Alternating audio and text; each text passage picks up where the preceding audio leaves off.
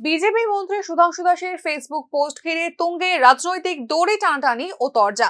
মন্ত্রীর পোস্টের প্রতিবাদ করে তার সরকারি বাসভবনের সামনে বুধবার বিক্ষোভ দেখান যুব কংগ্রেসের কর্মীরা। হিন্দু মন্দির ভাঙচুরের উল্লেখ করে সামাজিক মাধ্যমে একটি পোস্ট করেছিলেন রাজ্যের পশুপালন দপ্তর মন্ত্রী সুধাংশু দাস। তার এই ফেসবুক পোস্ট নিয়ে শুরু হয়েছে রাজনৈতিক চর্চা।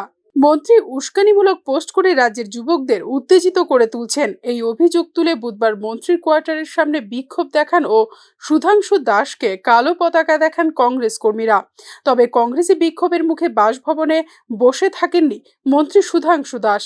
ভবন থেকে বেরিয়ে কংগ্রেস কর্মীদের মুখোমুখি হন তিনি। তার ফেসবুক পোস্টও এর সঙ্গে সম্পর্কিত বিভিন্ন ইস্যুতে কংগ্রেস কর্মী ও নেতাদের সঙ্গে চলতে থাকে তুমুল বাকবিতণ্ডা। দুই পক্ষই যুক্তি আর পাল্টা যুক্তি দিতে থাকে নিজের অবস্থান ধরে রাখার জন্য। দেখুন কংগ্রেস কর্মীদের সঙ্গে মন্ত্রী সুধাংশু দাসের বাকবিতণ্ডার সেই ছবি। বিশ্বাস করি গার্জিয়ানরা যখন কিছু বলে তো এটাকে মানতে হয়। আমার এক দুজন গার্জিয়ান আমাকে বলেছে যে সুধাংশু আপাতত এটাকে ডিলিট করো। এটা আপনার বোঝা হচ্ছে যে আপনার গার্জিয়ান বুঝেছে স্যার যে you have done something wrong. আমাদের প্রশ্ন and I am mad Hindu, কিন্তু আমি এখানে পলিটিক্সের বাইরে আপনাকে বলছি, আপনি যখন লিখেছিলেন যে রাজনীতির ঊর্ধ্বে, আমি এতটুকু কথা বলতে চাই স্যার এরকম উস্কানিমূলক জিনিস লিখবেন না। তার কিছু অভিভাবকদের পরামর্শ মেনেই তিনি পোস্টটি ডিলিট করেছেন বলে কংগ্রেস কর্মীদের জানান মন্ত্রী সুধাংশু দাস।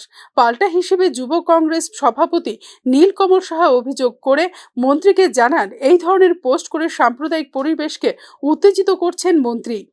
আইএসআইএস এবং বকো হারামের মতো টেররিস্ট। আমি সবচেয়ে প্রথমে আমার ত্রিপুরাকে এটা আপনার কাছ থেকে যেতে চাই না স্যার। আপনার কাছে আশা করছি এক নম্বরকে হিংসার দিকে নিয়ে যেতে চাই না। আমি আগে আমার নিজের ঘর।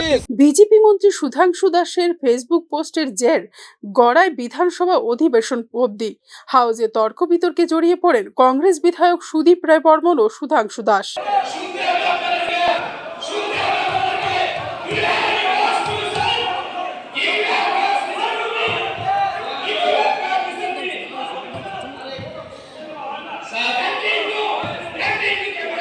বন্যার ক্ষতি ছাপিয়ে পোস্ট ঘিরে শুরু হয়েছে দড়ি টানাটানির খেলা। Bureau report, news now.